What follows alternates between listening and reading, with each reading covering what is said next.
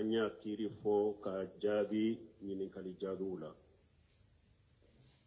muso a bɛ dawa kɛ komi cɛ bɛ dawa kɛ cogo min a ɲɔgɔnna musow cɛ la ni muso ye kalanyɔrɔ dɔ ɲini musow bɛ ɲɔgɔn sɔrɔ ye a b'o kalan ni wali cɛ tɛ ɲagami bi o ka ɲi baasi t'o la ou bien muso bɛ muso fara ɲɔgɔn kan a bɛ to wajibu ye wali cɛ tilo t'o kan na u ni wali cɛ tɛ ɲagami tɛ ni wali cɛ tɛ ɲɔgɔn kan baasi t'o la maana muso ni a ɲɔgɔnna musow ni ɲɔgɔn cɛ a b'o kalan a b'o wajibu a b'o dawa baasi t'o la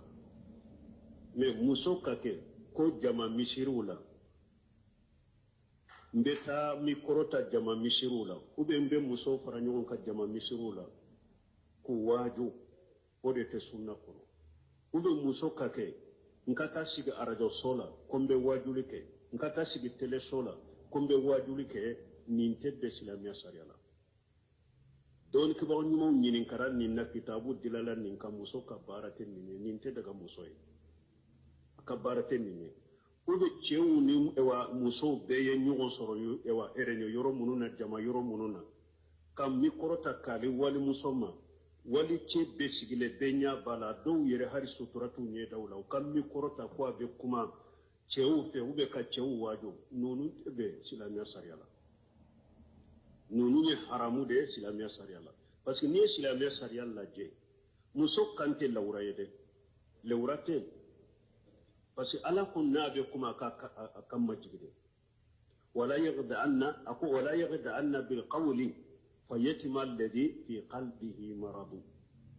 a ko ni muso bɛ kuma muso kana kuma cogoya dɔ la kuma cogo min ni cɛ min muso nege b'a dusukun na n'a bɛ se ka taama kɛ ala o de y'a to silamɛya sariya ko muso tɛ salli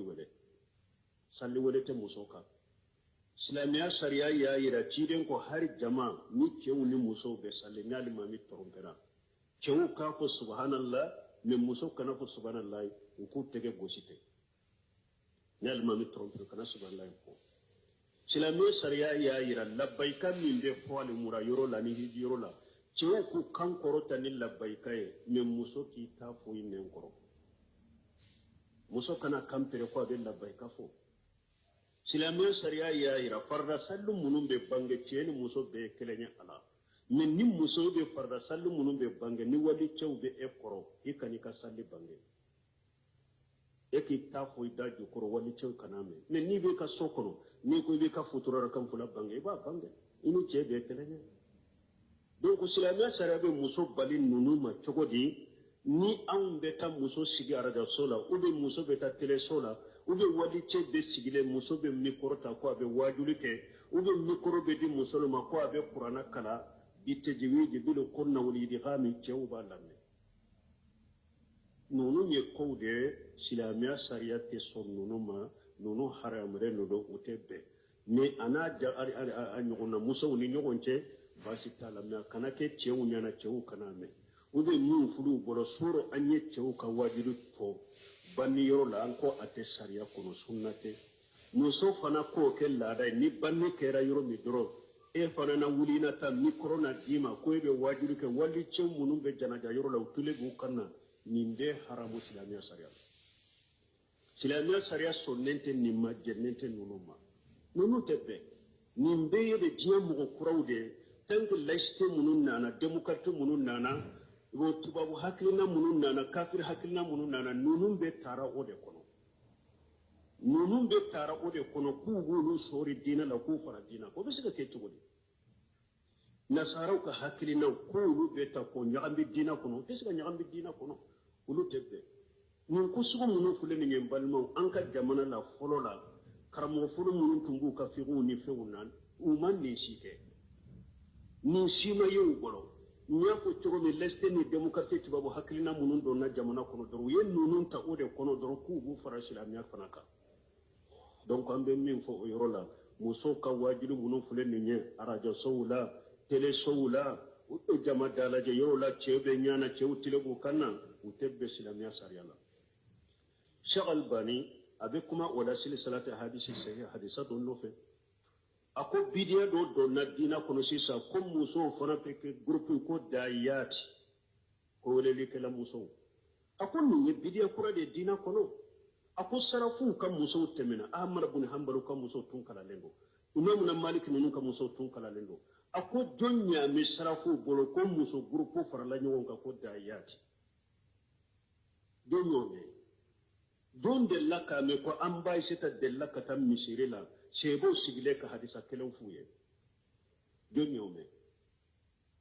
ni shebo yi nyugo soso minna mo de beta an bai sita fe o yire hijabu be uni an bai sita ce nu ye nyugo soso hadisa mino beta nyine ka ba fuye ci de una be sagi kana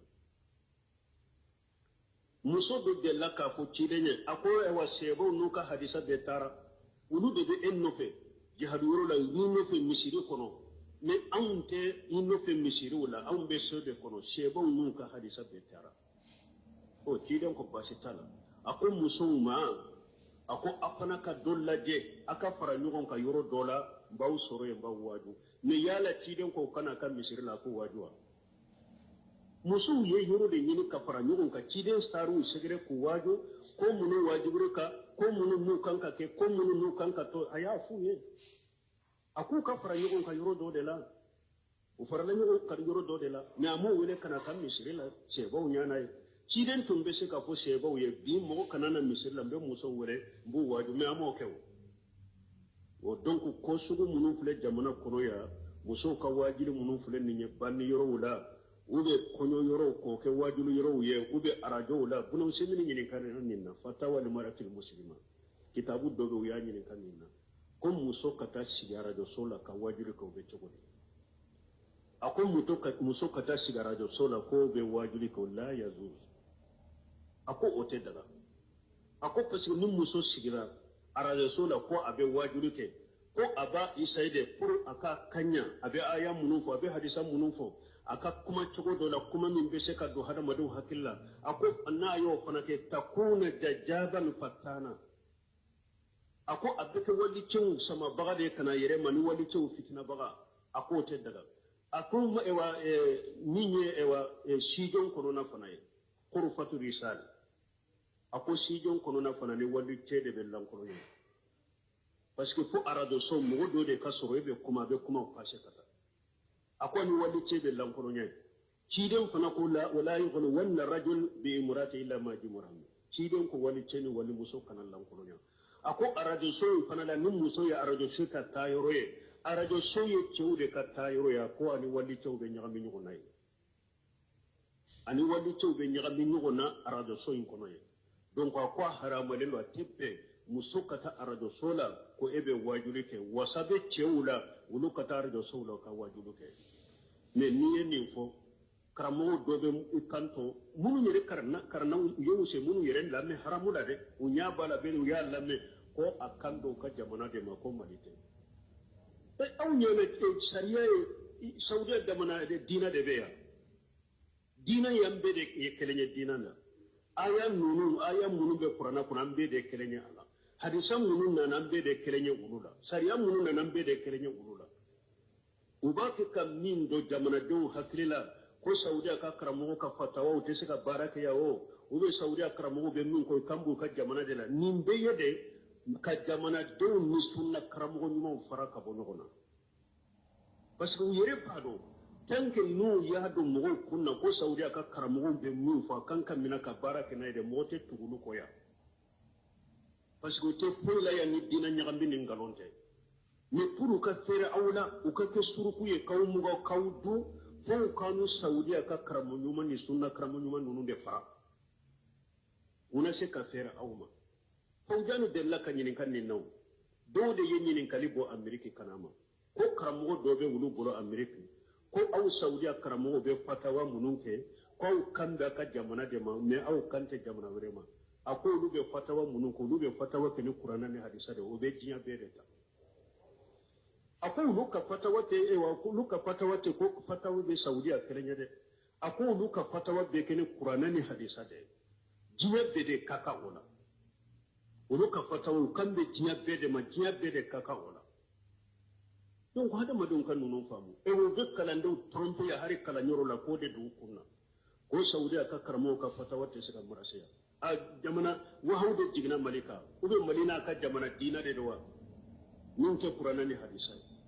min beede kam mo ni doni ko ba mo faraka bo nona kam mo ni sunna mo faraka bo nona pour be feru ma to mi donc doni ko ba ko fatawa te yelema fatawa munun be yelema o yede so lokaso to ko ube aka furu to ko kan lada al muamalat ni dina aqida dina bato to ko dina bede kele nyola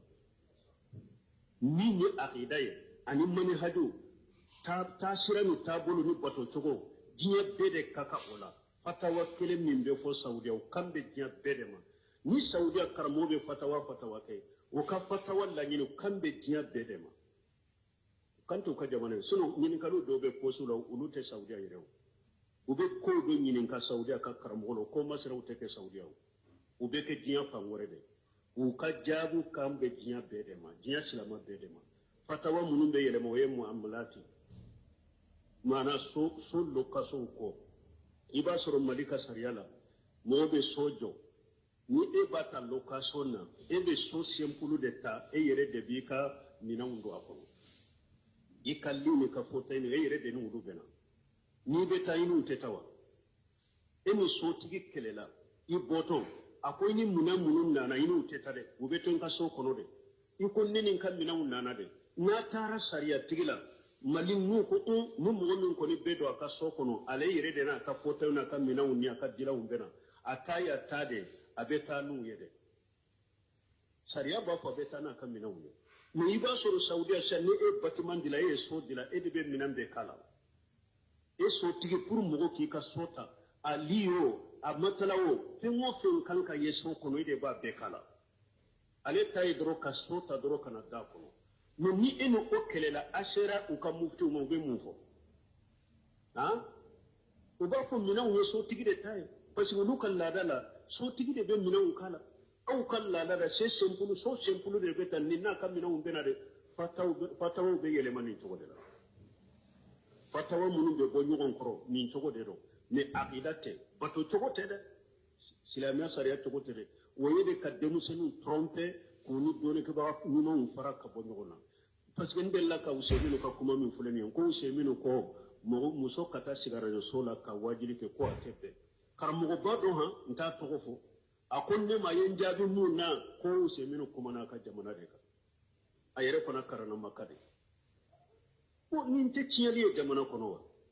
no ciyali de jamana kono e wannan dama de bobolo donc ayini ni kalimi ko sa jabi o de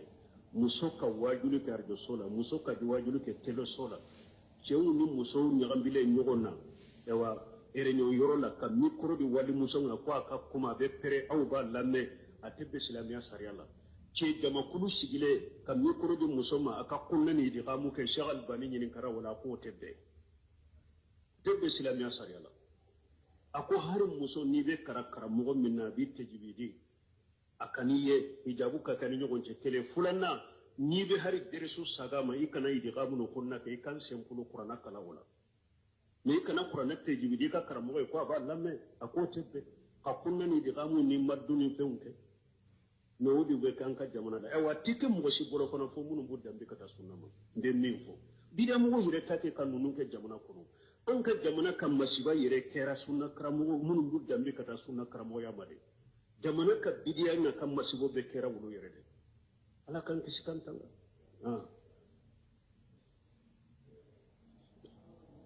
amin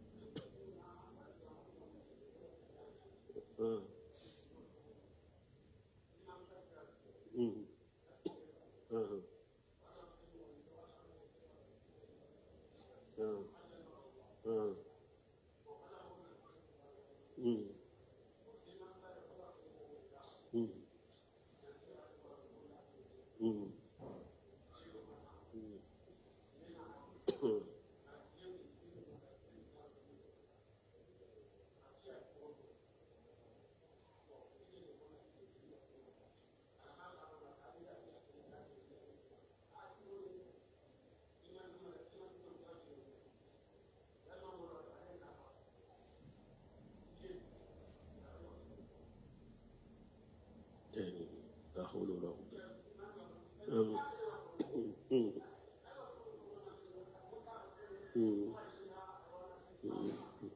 ya wale min fo ko ni kalite ambe kuma munun fo ku sembentiya ako tuma min moto telema ko yimurila uyenne nyinin kala ngo wali cheka wali muso tay ko fe atebbe doni ke baw do tuma so ma jamana kuna mankancha yara ako me odo ko muso do adende banana a chebe kofe aye che wole ko adem mankene che ko muso ima ina kata doctor sola a muso ko su korare bo che nyere madina famu aye muso ba wole ko muso ye wole ko dem mankene ko ana kata doctor sola ko su kora ana kata doctor sola muso ba ya wole ko ani che de na ko ini den kata doctor sola ayeta ko aye telemani tigi nyini ko kata bila doctor sola ko ye muso ja ko sirala ka ja no fe fo kera kono min be ke dugu kono ya mo de ba do min be ka har min dugu kono ko nu yele la ko fo muso do ya fo ne ako nu yele la ko fe u du baro de dilila folo u be fe folo min fi ye folo i kan numero ka nyininka numero de la i kan numero di i kan numero di alaka hakki man dan bal muslima sare min haramu ya de koy silama sare ko min manye amanye de ka ko an ka jamana ni nunun de lalawa no yere fo ko ni an ko ni man minye kitabu kono ala kote ciden kote doni ke ba nunon kote sebo kote mamma minye de ne ka ko an ka jamana mara tugo sanke mi ben ni nawo sanke me fulan ben ni na makko sitala hari nyanye samba keleke ko do de lan ni ayo ko nana ni hadisa nana ko haramu de do amba ko haramu min be bola ina bola min be tola sakate ika ko da la bolo lahara ni li yahlika man halaka an bayyina wa yahya man hayya an bayyina folaka dina ko ni ka bangede ala yode ko min be sa ina sa dina jelende tiya ko ni na jeye ina sawuka min be nyana maya fana ina nyana maya tiya jeleye ina nyana maya ka وما كنا مؤدبين حتى نبعث رسولا ala te mo silla jaba fo ci de ka cima aw nyana billa da kunta ni ko kunta mununa ala ba to ka ya de fo akasa ala ma mo chamo min ba fo o te ko ala ko de te mo silla jaba be ci de ndo de cima ko be jamana in kono ya ni haramu do ni bidia do na manyi de fo ala kam mo do de ci jamana do ma min ba fo a jara wo ama jawo ya be fo min be yele ma ina yele ma min te yele ma ina sai kala so so ala ka hakin man dama wa alaikum salam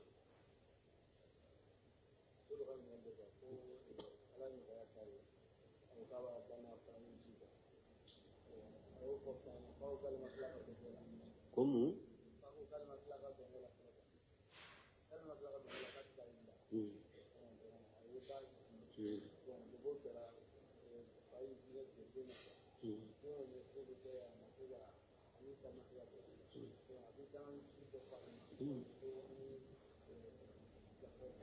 bon ni ko min ye ko be bilasirali juman kaye ko dendo de do aye seso ako fa ani ba ko abu bila kata hijula kuma nana ma chuko mi de Allahu a'lam ko fa ko ale matila aka don na folo janko kata hijula bo ko denya babila kata hijula ko depuis o kera denni fa fonko nyonya donna ne onche fa ba nani aba danga ambe bilasira jumanke aye bilasira le wore tenina fa be na le minna be dangali minna ni alama faraka ka danga be saka yerema na ya sura le ko fo chogomi abo chogo de la de parce que mogo do fana be iba soro ko do bani mogo do bolo abo o sigilento jamala kaw nyinin ka keso la puranka kuma atibika asigile ka soro ko kera chogo mi fana ama afo chogo nye fana an fana te khaybudo ni nun nana ma chogo mi anka kuma bode ka na ya soro denye mi fo ko kera min chogo de la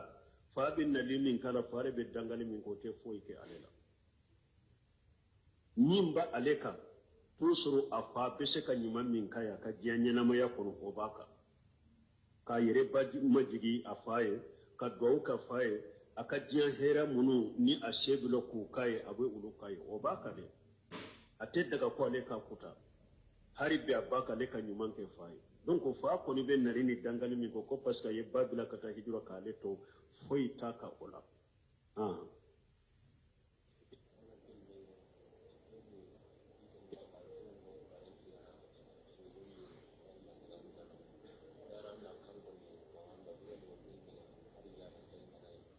bon nyana nin jabira ya odo ubi a jabira wa golofula no de fo ko ambe mun fo mɔgɔw ye mɔgɔ minnu bɛ dɔnkili la u bɛ tilonkɛ la u bɛ ciden tɔgɔw fɔ u bɛ ala tɔgɔw fɔ kuma kɛra nin kama mɛ yɛrɛ awo do ka ciden tanu ka ala tanu ka ciden tanu dɔnkiliw la o fɔra ya ma mɛ an ko abdullahi ibn mas'ud y'a ɲininka ala ko azkuruni fazkuruni azkurukum ayen kosuma ni ala baw kosuma o ko abdullahi ibn mas'ud ma azkuruni fazkurukum be fazkuruni azkurukum ko abdullahi ibn mas'ud ma ni aya do ala ko ni mo me nya le kosuma bi kosuma bon munu n'u bɛ dɔnkili la u b'u ka tilonkɛ la n'u bɛ ala kɔ fɔ dɔn u bɛ ala tɔgɔ fɔ a ko yezkuruhumullahu bilana a ko ala b'u kɔsuma ni danga de donc mɔgɔ min tilonkɛ tɔ dɔn i dɔnkili tɔ dɔn n'i bɛ ciden tɔgɔ fɔ i b'a tanu u bɛ ala tɔgɔ fɔ i b'a tanu ala fana b'i fɔ ni dangali de donc ala ka tanu yɔrɔ tɛ dɔnkili ye ala ka tanu yɔrɔ tɛ tilonkɛ yɔrɔ ye ala tɔgɔ ka bɔ ciden tɔgɔ ka bɔ awa ala ka tanuni fana ciden tanu o tɛ kɛ diɲɛ ɲini fɛn ye ciden tanu ye bato de i b'o kɛ ni adabu ni jogo ɲuman ni bato sira de ani dusun kalasi ala tanu ye bato de o bɛ kɛ adabu ni jogo ɲuman de kɔnɔ ani dusun kalasi kɔnɔ mais o tɛ kɛ tilonkɛ la y'i panto i dɔnkilitɔ fulew bɛ f'i ye nɔfɛ gitari b'u nɔfɛ ko e bɛ ala tanu o ye de ka tilonkɛ kɛ ni ala tanu ye ani ka ala tanu kɛ ko e bɛ diɲɛ ɲini n'a ye ka ciden tanu kɛ ko i bɛ jinɛ ɲini n'a ye ciden bɛ tanu ka lagara de ɲini ala bɛ tanu ka lagara de ɲini ciden ni ala tanu tɛ kɛ ko hadamaden bɛ diɲɛ ɲini n'o i bɛ diɲɛ wari ɲini n'o ye o tɛ bɛn o ye ala sɔsɔw de n'u b'o kɛ tant que an y'a haramuya dɔrɔn ko silamɛya sara la a tɛ bɛn karamɔgɔ minnu bɛ ladaga an ka kumatɔw kan tant que a fɔra dɔrɔn a tɛ bɛn silamɛya sariya la a tɛ bɛn waaleykum salaam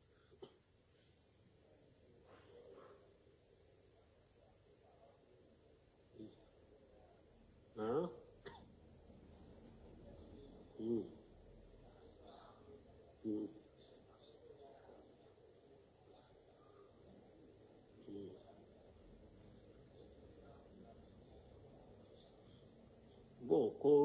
min n'a y'a bolo minɛ ka sali ko bangebagaw ko a ka bolo bila olu ka taa sira tɛ ko ni o y'a bolo minɛ ka sali danga b'a kan wa danga t'a kan min b'a kan hari ni bangebagaw ko a ka bolo bila a kana bolo bila a ka bolo minɛ ka sali o ye ciden ka sunna de ciden ka taabolo de ye o ye n'u ko olu ka taa sira tɛ min cira i bɛ ɲininka min na kaburu dɔ o ka taa sira dɔn e fa taa sira e mɔkɛ taa sira e tɛ ɲininka o la kaburu kɔnɔ ni e ye ciden ta bila ka olu ka taa sira ta e tɛ ɲininka o la kaburu kɔnɔ kaburu kɔnɔna na n'u ɲininkara e ɲininkara maa nɛbi y'u kan i bɛ mun jaabi jaabi jumɛn bɛ sɔrɔ i bolo ala m'a fɔ e ka tugu olu kɔ sira tɛ olu bolo siratigi ye ciden ye donc i bolo minɛ ka sali a b'i dangali min kɛ o a b'i ka nali min kɛ i m'a sɔsɔ nin na i ma ale sɔsɔ i ma dangadenya kɛ a bɛ danga minnu k'i kan u t'i minɛ danga bɛ hadamaden minɛ de n'i ye danga ko kɛ ni hadamaden ma danga ko kɛ n'i y'a danga o danga ta minɛ o ciden y'o de fɔ a ko dangali man ɲi a ko n'i ye dangali kɛ dangali bɛ taa sanfɛ ala b'a sagi a bɛ ɲɛsin i ye mɔgɔ min danga dangali bɛ ɲɛsin o ma n'a y'a sɔrɔ a ye danga ko kɛ danga in b'a minɛ n'a y'a sɔrɔ a tigi ma danga ko kɛ danga in bɛ sagi a bɛ munumunu sanni dugu cɛ n'a ma dɔn yɔrɔ sɔrɔ e min ye danga in kɛ a bɛ sagi ka taa dɔ e la donc hadamaden k'i yɛrɛ kɔlɔsi dangali ma niye mogo danga kula da ba mina mais niye mogo danga kunna danga kute minye ni ala ma fari kai ka danga be sadika donc den ka bolo mina ka salli fa be nare min kala be danga min kalo te foyi kala amma danga ko kai atura ci den de ko sallallahu alaihi wasallam wa alaikum salam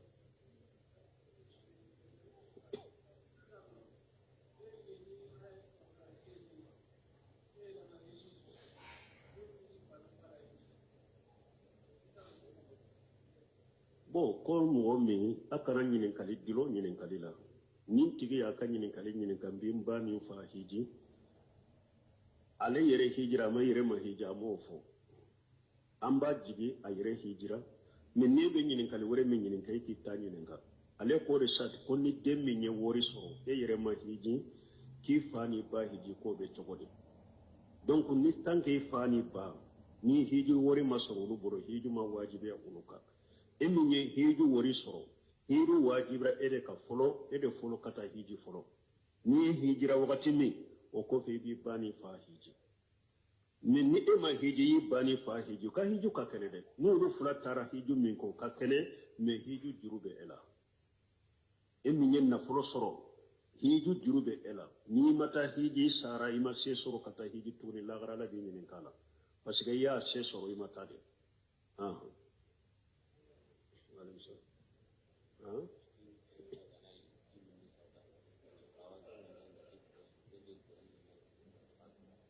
bon ko ni mɔgɔ min ye ji min mais ale y'a mini dɔrɔn ŋaniya de ale ɲana dɔrɔn de la a y'a mini dɔrɔn ŋaniya de dolomi junubu b'a la wa dolomi junubu b'a la innama al-a'malu binniyat wa innama likulli imrin ma nawa baaraw bɛɛ kɛ ni ŋaniya de i ye min ŋaniya dusukun kɔnɔ ala b'i minɛ n'o de tant que ale y'a mini dɔrɔn ŋaniya de dɔrɔn min junubu de b'a la waaleykum salaam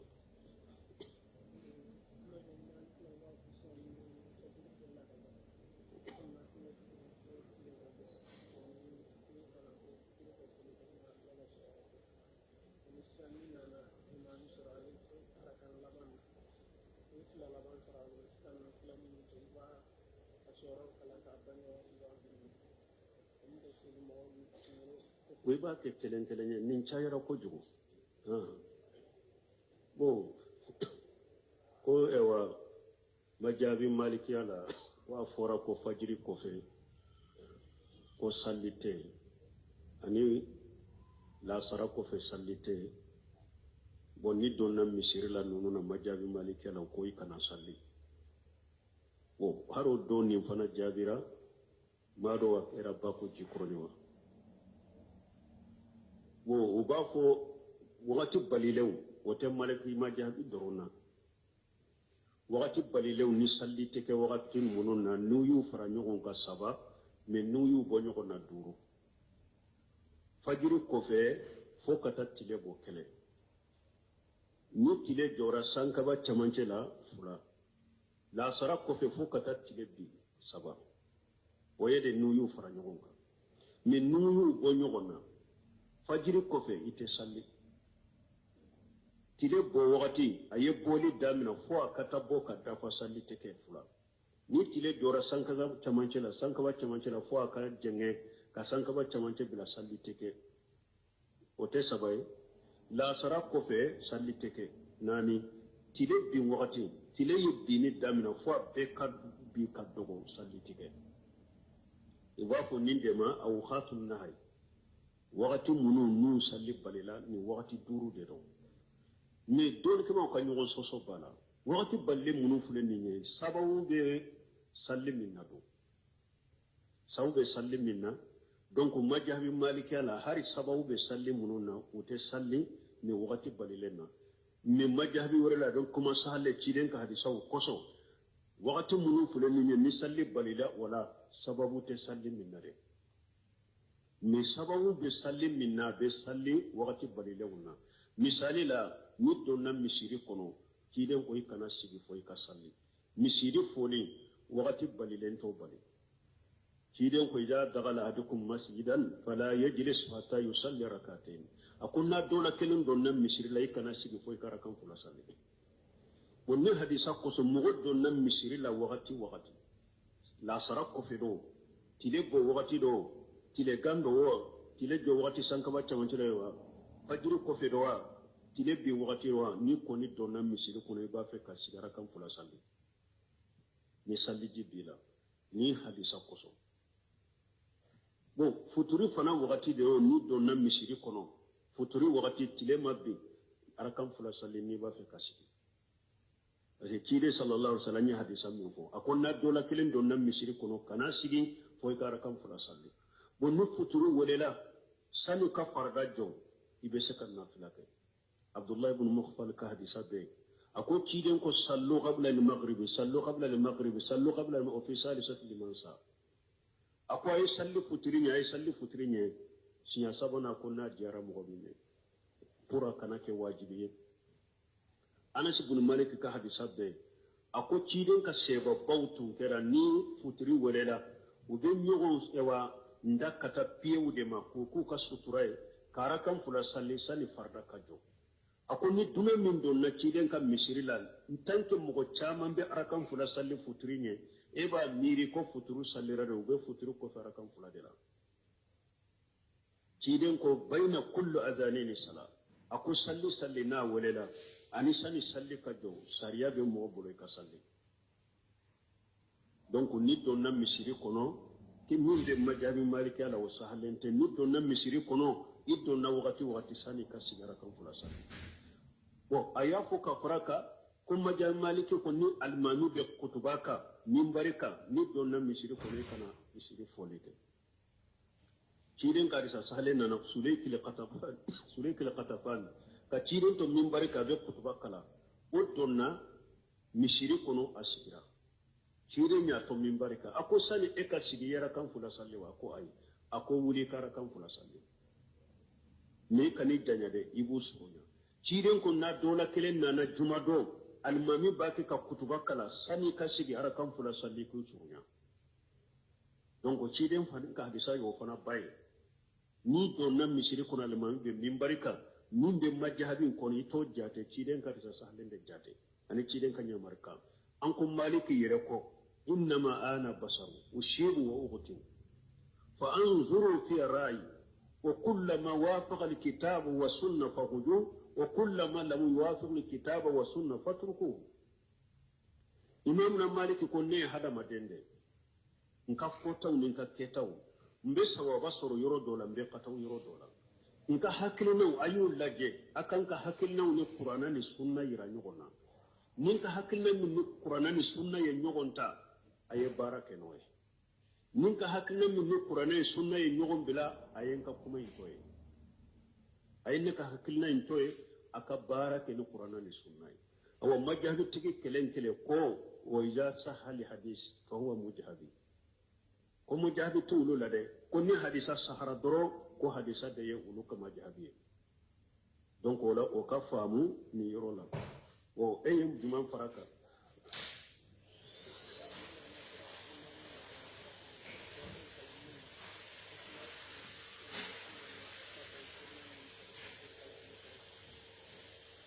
ko ni nana